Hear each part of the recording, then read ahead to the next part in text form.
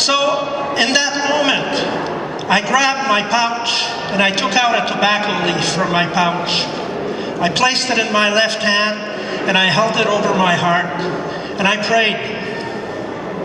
I prayed for peace in my life. I prayed for peace in my family, peace in my community, peace in my country, peace in the world. And I got up, and to the sound of dancing, I danced around the fire.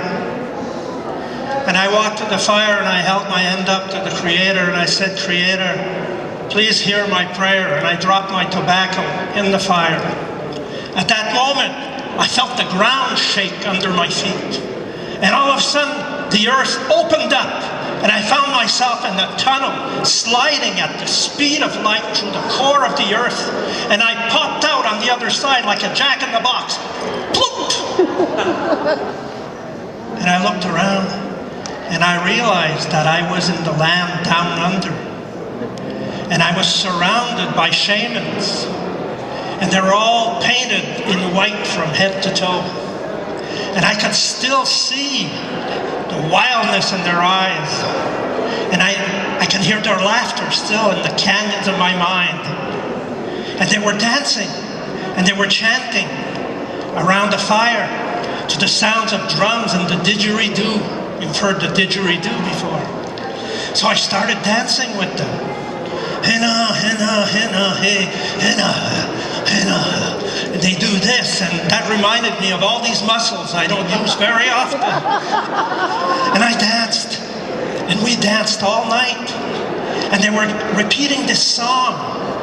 Ajurunda, om mumbapui, mokwe, mu, maratu. And I asked the shaman, what's that? And he says, give your face to the sunshine and you will not see the shadows. And we danced together. And as the sun rose, I could see the environment was changing around me.